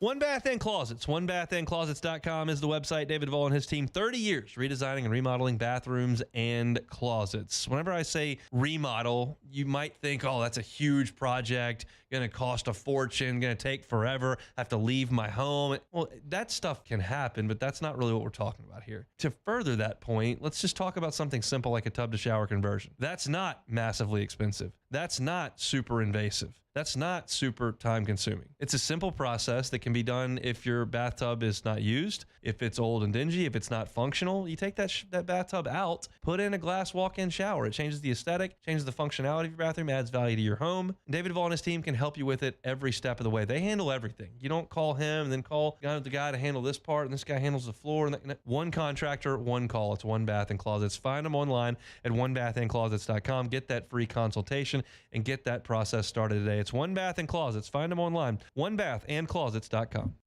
Gulf Coast Office Products is a nationally recognized Savin office equipment dealer based right here in Louisiana. Over 100 employees strong, Gulf Coast has the boots on the ground to support all vertical markets from education, engineering, legal, and finance. With the latest in office technology from desktop to production segment units, Gulf Coast and Savin have the perfect fit for you. Call 225-756-2644. That's 756-2644 for Gulf Coast Office Products. Baton Rouge's home for real rock. It's Eagle 98.1. Foo Fighters. Led Zeppelin. AC/DC. Pearl Jam. And the flagship home for LSU sports. Take us anywhere with the Eagle 98.1 app. Eagle 98.1 is the rock station. There it is, the extra mile, on the border of expected and extraordinary for those willing to go further, like vans customized for work or play, with safety and tech to keep you connected, supported by a 5-star sales, service, and finance team, and backed by the 1-star you know. So go the extra mile. It's never crowded, because so few have what it takes to go there. Mercedes-Benz Vans. Men, age is just a number. Don't let it dictate how you feel. Goodwood Men's Sexual Wellness has anti-aging services that can help you look and feel your best. Visit yourgoodwood.com and discover a renewed sense of vitality. These are the luckiest ice cubes in the world. They could have been a thankless bed for an all-you-can-eat salad bar. But instead, they've been called upon to cradle and cool a crisp, refreshing Dos Equis. Looks like the lucky just got luckier. Dos Equis. Family owned and community driven. Service Chevrolet Cadillac, a legacy you can trust since 1972.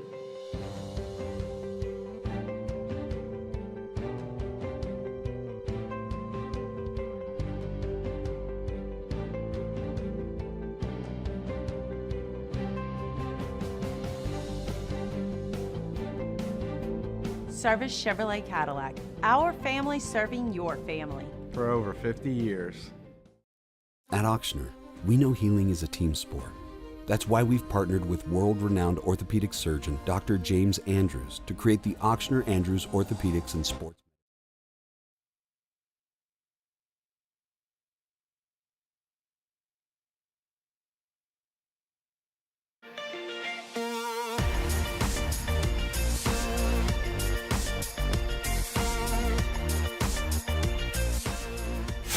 This is the Hunt Palmer Show, brought to you by Corks, Cajun fried fish and shrimp. Back here, Hunt Palmer Show on a Friday. We're closing out the week for you here on the Hunt Palmer Show, presented by Corks, Cajun fried fish and shrimp. Let's talk some LSU football. So Bill Connolly over at ESPN, he's at it again with his computer. Of course, Bill Connolly, father of the S&P Plus, and he puts out a lot of different pieces with analytics and whatnot. And look, I'll spare you a lot of the numbers that went into this piece. But ultimately, what he was looking at is something that he calls the luck index for 2025. And he uses it to try and predict turnarounds from one year to the next in college football. And it really focuses in on a couple three key aspects in general: turnover luck, close games luck, injuries, and general shuffling. LSU, while as much as many around here might think they need to turn it around, LSU's not really into a full turnaround from 24 to 25. You won 9 games. Did you want to lose 4? Of course not. But even though LSU didn't factor into like turnaround candidate out of this piece of Connolly, they were mentioned quite often. And what I really want to look at is, was it bad luck that cost LSU games a year ago? Or were they just not good enough in certain spots of the game? Was it decision-making? Was it poor execution? Things of that nature. Or did the ball just really not bounce LSU's way in a couple key moments in games that got away from them? Is it better to be lucky or good? Because look, we talk about it all the time. How often have you heard this phrase? Well, if a team's going to make a deep run or if a team's going to win a championship, they got to win one they're not supposed to win. It's a cliche, but it's also true. You can go back to any championship team or any team that made a good run, they got some good fortune along the way. And when I really looked at this piece from Bill Connelly, and I went back and kind of dove back into some of the key games in LSU season, they won some, they lost some. But it was really hard for me to figure out if luck had anything to do with it. LSU, based off of Bill Connelly's metrics and his, computer and the science he uses to analyze college football, LSU had bad turnover luck a year ago. They did. In fact, turnover luck is comprised of expected turnover margin, your actual turnover margin, and the difference between them. LSU ranked 117th. Again, we'll leave the numbers kind of there. Their difference was negative or minus 5.5 turnovers. So by the metric, they had bad turnover luck. But did they really? I can't really go back and think off the top of my head of the turnovers that LSU committed last year that I looked at it and went, man, that was a bad break. The ball was tipped up into the air and it was intercepted.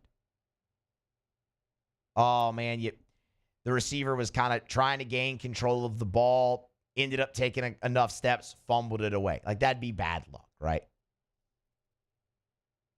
In fact, LSU, in games they won, and even some they didn't, had good turnover luck. The other thing where LSU is mentioned, and we'll dive back into that because I want to combine them, was the close games. LSU was 9-4 a season ago. They were 3-1 in one-score games. Connelly uses this thing called the second-order win total. Okay? What he does is after each game's over, he combines or compiles, I should say, the post-game win expectancy. That's a nice way to see how many games a team should have won. It works. It's reliable for him. LSU, in win expectancy difference, so factoring in their close games, finished 19th. They were 9-4. Their second-order win total was 7.9. So really, you were right where you needed to be. You won one more game, in essence. You were plus 1.1. 3-1 in the close games. In those close games, you got good turnover luck. We'll start with South Carolina. South Carolina game, you had 2 interceptions taken off the board late in that game that would have iced it for the Gamecocks. The play Lenora Sellers got hurt on, and that was the biggest factor in that game in general, was Lenora Sellers getting injured. But the play he got hurt on was a sack fumble that you recovered and got a field goal out of. LSU was positive in the turnover margin in that game. You had phenomenal turnover luck in that game, where statistically, Bill Connelly's numbers would show you had bad turnover luck over the course of the season. But you won that one, and it was a one-score game. Against Ole Miss, it was an even turnover margin in that game. LSU had very good turnover luck. You forced the fumble right before the half. You get a field goal out of that. There was some bad there, too. Remember, Ole Miss misses a chip shot, 32-yard field goal. Garrett Nussmeier 2 plays later throws an interception, but your defense stopped them on that ensuing drive. And the interception wasn't bad luck. He threw up a 50-50 ball, kind of overthrew his receiver, and it was picked off. It was just poor execution. LSU lost the turnover margin in the bowl game and beat Baylor by multiple scores. LSU won the turnover margin in Gainesville and lost that game. And then there's, of course, the two that everyone's going to look at, A&M and Alabama. And we'll start with A&M because what the turnovers did for you in that game or worked against you in that game is you set A&M up with short fields. But again, It wasn't bad luck. It was bad decision and bad execution. Nussmeier threw the ball out of bounds instead of trying to force it.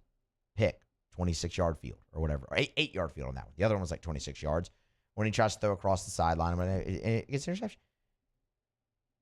You couldn't stop Marcel Reed in that ball game.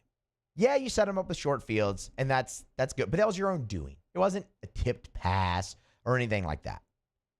Against Alabama, you were down 3 scores in the blink of an eye before you even started turning the football over. Alabama could have started every drive on their own 1 and still dominated you in that football game. You gave them really 1 short field on a turnover, and also you turned the ball over once in the red zone. That was the interception from Nuss when you were about to score. I rehash all of that to say LSU didn't have bad luck last year. LSU wasn't unlucky. LSU just wasn't good enough. And in fact, they were lucky, in my opinion, more often than not. Numbers in this analytical, experiment be damned. You tell me you aren't lucky in South Carolina to an extent, and against Ole Miss on your home field to an extent. The other one score game we didn't go through was USC. You had 1 turnover in the game as the last play of the game. It didn't really matter. You couldn't run the football in short yardage. That tells me, and there's an instance, sure, where it is better to be lucky than good. It wasn't LSU's problem last year.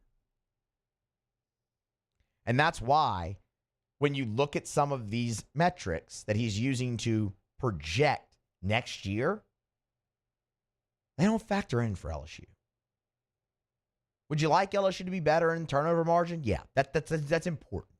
Like, that is important.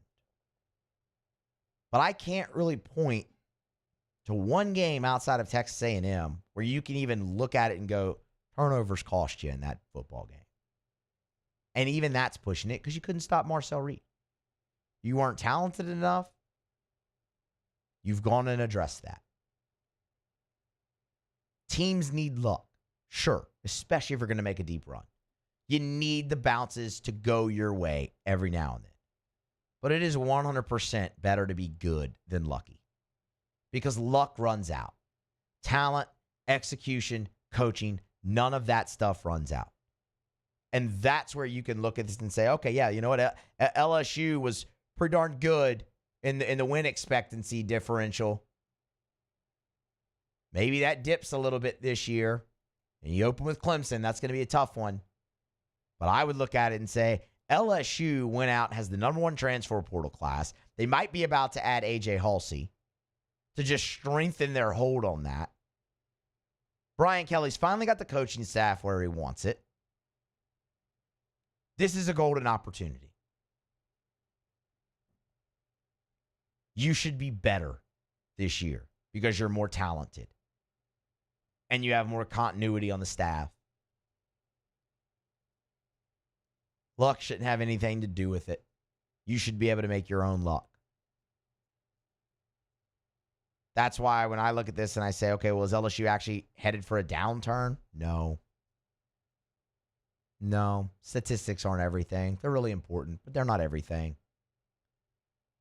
LSU, on the surface, on paper, has made the necessary adjustments to their team, whether that be personnel or coaches and coaches. And luck should not factor in too much for LSU. You're either going to go out there and execute or you're not. And I feel extremely confident in saying that because that's what happened to him last year too. South Carolina is the only game I'm willing to give you on luck.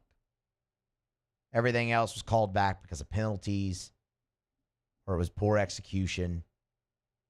That's what you're hoping to fix this year. And you're hoping the talent that you've brought in and the coaching staff that you've assembled leads to that. And if it does, LSU should be in the college football playoff, and then we'll see what kind of run they can make. Luck ain't got nothing to do with it. Go out there and play football. Execute, win games. That's what carries you, not luck. All right, we're going to grab a break, come back on the other side. Final thoughts, LSU-Texas A&M. I'll give you a series prediction, some keys to the series as well. That's next on the Hunt Palmer Show here on a Friday. The Hunt Palmer Show. Genesis of Baton Rouge. GenesisofBatonRouge.com is the website. Every car that's on the lot is online at GenesisofBatonRouge.com. Safety, probably a big deal if you're in the market for a vehicle.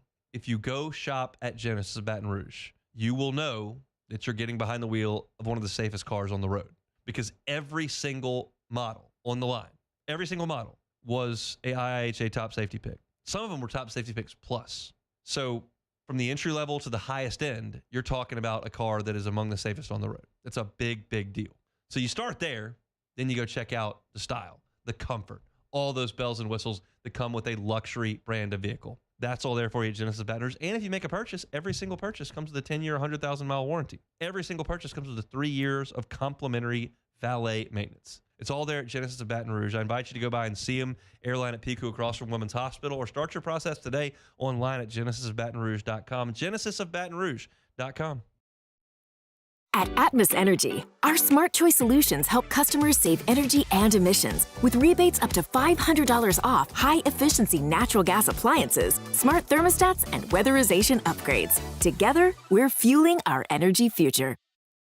It's not just a game, it's a religion. You've got your team color, team swag, and now your very own website, LouisianaSports.net. Everything LSU, Saints, and Pelicans. Sports on demand. In-depth coverage by sports writing pros with continuously updated news. And with the LouisianaSports.net newsletter, you get pinged directly with top trending stories. Best of all, now and always, no paywall. It's free. LouisianaSports.net, powered by 104.5 ESPN Baton Rouge. Your home for Louisiana sports. At Bayou Automotive, we believe in a sales process that puts you first. We want you to experience an easy purchase with clear pricing and great service. Let Bayou Ford and Bayou Chrysler Dodge Jeep Ram be your trusted partners in finding your perfect vehicle. The crew at Bayou Automotive is going to do right by you. Gulf Coast Office Products is a nationally recognized Savin office equipment dealer based right here in Louisiana. Over 100 employees strong, Gulf Coast has the boots on the ground to support all vertical markets, from education, engineering, legal, and finance. With the latest in office technology, from desktop to production segment units, Gulf Coast and Savin have the perfect fit for you. Call 225-756-2644. That's 756-2644 for Gulf Coast Office Products. ED, low T, or simply seeking to optimize your health and performance? Goodwood Men's Sexual Wellness offers a range of discreet services to address your specific needs. We empower men to reclaim their health and confidence. Visit yourgoodwood.com.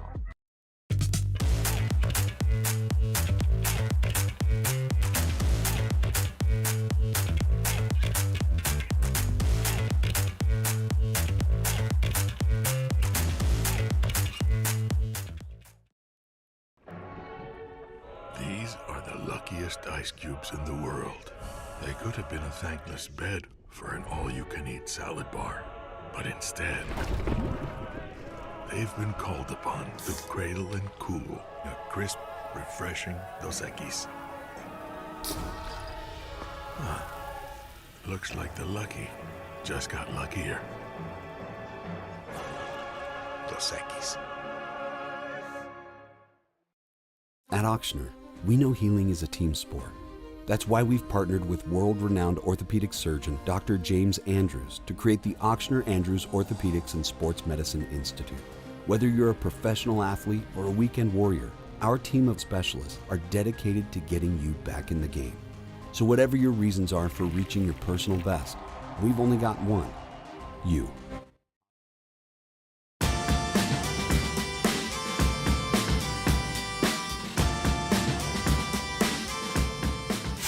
This is the Hunt Palmer Show, brought to you by Corks, Cajun fried fish and shrimp.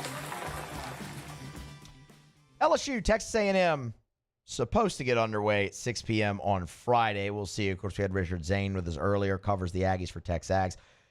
Said it looks like it's going to be pretty hard to get the ball game in on Friday night, but the rest of the weekend in College Station looks great. They will play 27 innings, 3 games between these two teams. So when they do, what are we looking for? I told you on the first segment of the show, Texas A&M, they're going to play hard. They're going to be ready to play. It's all about which version of them shows up. And I told y'all, I think it would favor LSU more if it's the version of A&M that was slugging, because I like LSU's pitching a lot. in starting matchups with Anderson and Ianson, even against the hot A&M lineup, because good pitching beats good hitting. Pitchers' duels worry me a little bit with LSU. So, I mean, if you get Ryan Prager from a week ago, or Ryan Prager from Omaha, that's going to be interesting. Justin Lampkin's been awesome really for 3 years now at A&M. I mean, that'd be interesting. How LSU is able to set up their pitching, we'll wait and see. If they have an opportunity to polish off this series Friday, Saturday by using Callan and Evans, they're absolutely going to do that. And you approach Sunday how you do, and I think that's the right call. But digging deeper into this series, I'll give you something on offense. LSU, they have to continue what they had over the weekend against Tennessee. Not game three, over the weekend against Tennessee. LSU at 375 over the course of 3 games with runners in scoring position against the Vols. That's pretty good. You need to continue with that. Build on that. And you did, for what it's worth, against Southeastern, a good Southeastern club in the midweek. 2-out RBI have been a hallmark of this LSU team. You had 10 of them over the weekend, course of 3 games against Tennessee. LSU was 50% against the Vols, getting the runner home from third base with less than 2 outs. Something they had been awesome at all year. Those hallmarks, those 3, really returned. Can you build on that and find the consistency now? You showed it still in there. Now it's about finding the consistency. You're going to see a lot of left-handed pitching from Texas A&M. All 3 starters. Prager, Lampkin, Patton. All 3 of them lefties. Richard Zayn was here earlier. You heard him talk about both Cadens in the bullpen. Wilson and McCoy. Wilson more mid-90s. Saw awesome fastball from the left side. They're going to throw a lot of lefties at you all weekend.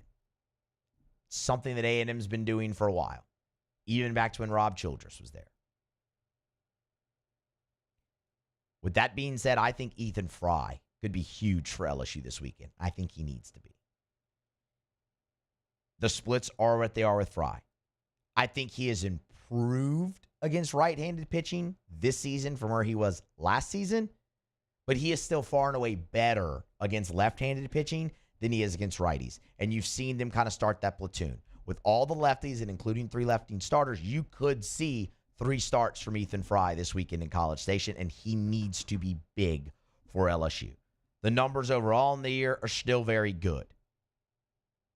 But in the SEC, it's obviously taken a dip. 343 overall in the season for Fry.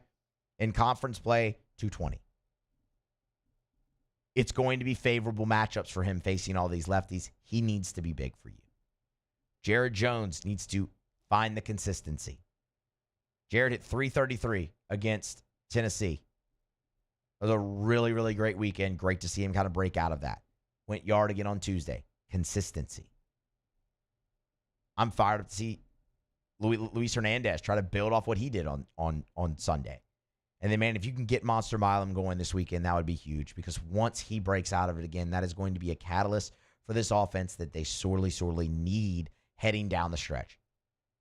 LSU's offense, something they've shown all year outside of 2 weeks, is when some of their top guys aren't going, everyone else could pick up the slack. I know on Musso at the Box, I've talked extensively about the bottom of the order.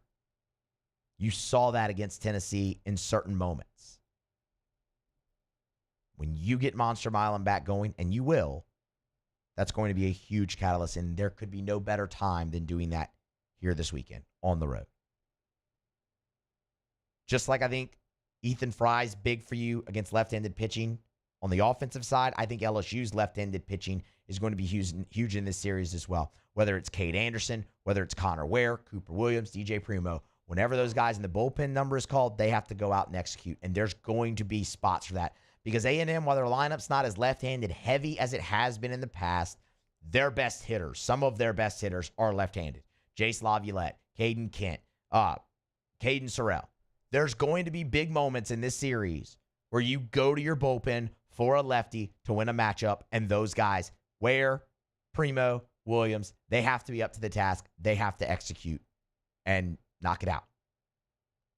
That's going to be big, kind of game within the game, maybe a little bit here. And look, Y'all listen to Musso Bucks, you know I'm not the biggest left-on-left guy. I don't put all that much stock into it. But I also don't think it's completely worthless. And I think this is a weekend where that really could favor LSU offensively. And if your guys execute on the mound, it could favor you there too. So who wins the series? Well, let's kind of break this down a little bit. A&M's got the home field advantage. That's a check mark in their favor. I sat in this chair a week ago and told y'all that I will never pick someone to win a series or a game solely based off of home field. There are too many other factors. Does it matter? Of course. Of course. And that's a check mark in A&M's favor. I would give LSU a check mark in pitching because you've been more consistent in your rotation. And if you have a lead and you go to Cowan or Evans, I feel great about that. If you have a chance to save Evans and you have him going on a Sunday for you, I feel great about that. Offense, you could look at it and say more of a push. I'll actually give a slight nudge to A&M because they're at home. It's their ballpark. It's in front of their fans. Momentum can get going, and it's a really good offensive lineup. But with LSU having the pitching advantage, good pitching beats good hitting. You could say it's a cliche. I tell you it's just baseball because it shows itself more often than not. And then in coaching, I'm taking Jay Johnson. Michael Early is not only a first-year head coach, he's a first-time head coach, and you have seen him have to navigate those waters early in the season and even throughout a little bit as well. There's a lot more on that guy's plate, and he's still navigating those waters. Jay Johnson has won a national championship. He has taken multiple teams to Omaha, and this year, when he has gone to press a button, it has normally worked. And a lot of the time, that's been pitch hitting late in games, piecing things together out of your bullpen. The buttons Jay has pushed this year have worked. So I would absolutely give that advantage to LSU based off of experience and what you've seen from them being able to platoon and rotate guys and it just seemingly working every time. You add all that up, I like LSU to win the series 2 out of 3. And it would be a massive one for you.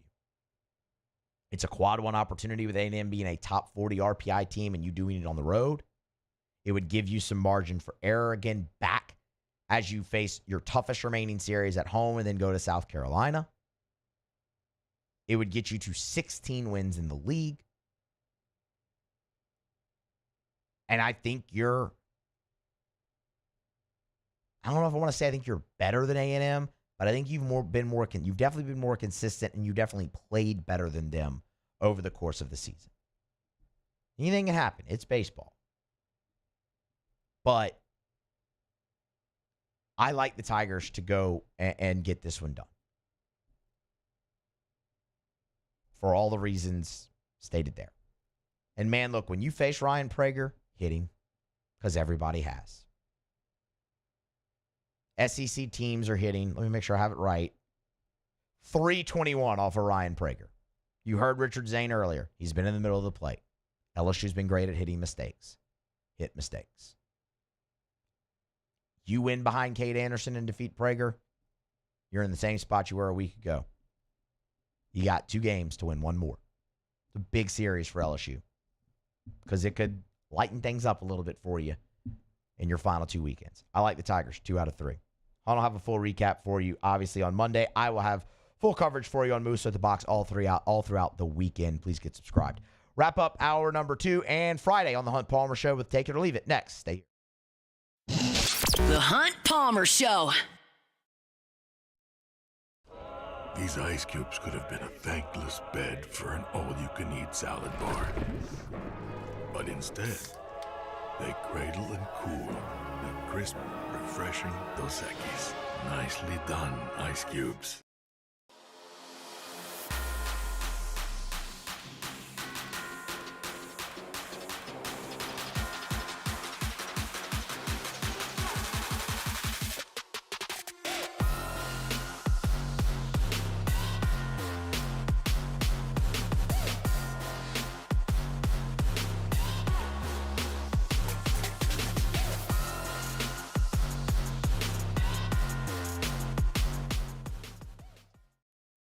At Atmos Energy, our Smart Choice solutions help customers save energy and emissions with rebates up to $500 off high-efficiency natural gas appliances, smart thermostats, and weatherization upgrades. Together, we're fueling our energy future. At Auctioner, we know healing is a team sport. That's why we've partnered with world-renowned orthopedic surgeon Dr. James Andrews to create the Auctioner Andrews Orthopedics and Sports Medicine Institute. Whether you're a professional athlete or a weekend warrior, our team of specialists are dedicated to getting you back in the game. So whatever your reasons are for reaching your personal best, we've only got one. You. Auctioner Andrews Institute. Long live you. Family owned and community driven. Service Chevrolet Cadillac, a legacy you can trust since 1972.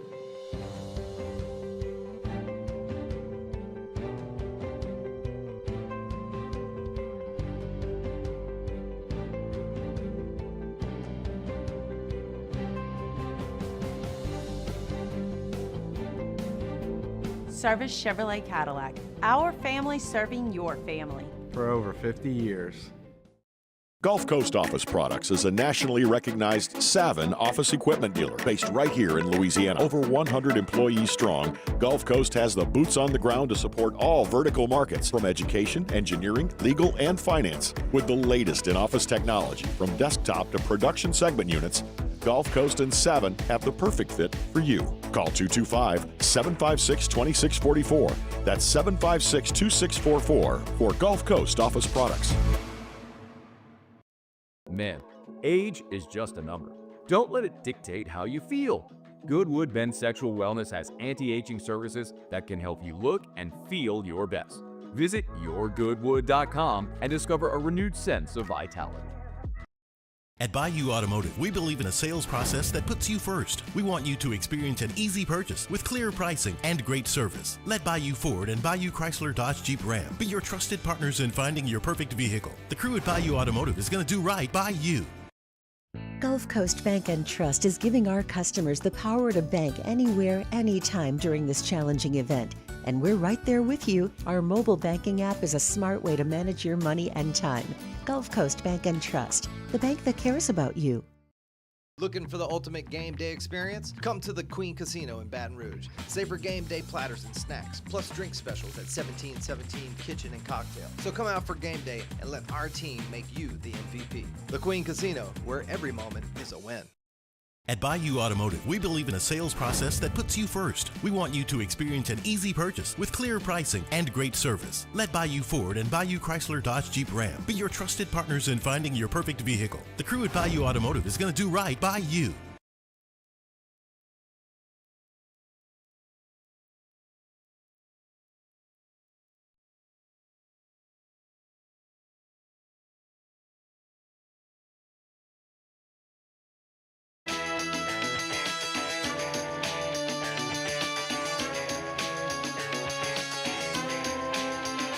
This is the Hunt Palmer Show, brought to you by Quirks, Cajun fried fish and shrimp. Wrapping up the week on the Hunt Palmer Show. We'll do it with some Take It or Leave It. Hit it, Taylor. Take it or leave it. Take it or leave it. Today's hottest stories in sports, news, and sometimes even Hunt's life. The question is, will he take them or leave them? All right, Musso. On Sunday night, Texas freshman offensive lineman Nick Brooks was arrested after going 47 in a 30-mile-an-hour zone, but he had just left the bar. Keep in mind, only 18 years old. Told the cops, was very honest with them, said, I'm going to a 21 and up place that makes special exceptions for Texas football players. He also said that he just left the bar. He's on his way to meet Texas recruits at a strip club, and also told them that he was currently feeling the effects of a marijuana vape pen. What? So he has been arrested for DWI. What? My question is Nick Brooks transferring to Georgia? Take it or leave it. First of all, we're going to leave the poor decisions the child made at the bar than getting behind the wheel of a vehicle. I appreciate the honesty, though. Now, he would fit in at Georgia. That was my first thought, man. Is this guy going to Georgia? He kind of would fit in there. Kirby's licking his chops right now. Transfer portal. Hit it up. Jeez. What a story. All right, what else you got? All right, the last one. The Morehead City Marlins on June 20. Take it? Okay, we're taking it. You've clearly seen it. They are rebranding as the Crystal Coast Booty Divers on June 20th. This is inspired by Blackbeard's lost loot off the shores of Carteret County, where they are located. The Crystal Coast Booty Divers in June. That is absolutely fantastic. They know exactly what they're doing. We're taking all of that. I love minor league baseball. They do whatever they want, promotions-wise, team name-wise. They just keep changing team names. I know this is temporary, but they keep changing team names to just make them more and more outlandish and ridiculous. I'm taking all of that. And plus, they're calling themselves the Booty Divers for a night. That's incredible. They could say it's about pirate treasure. We know what they're doing. They know what they're doing. You didn't have to name it the Booty Divers. No. You could have named them the Treasure Hunters. Exactly. But that wouldn't have been any fun, would it? Yes. Booty Divers. We're taking that 7 days a week and twice on Sunday. That's awesome. I hope they win that game by 30. So good. All right. That's going to wrap it up. Appreciate everybody for tuning in.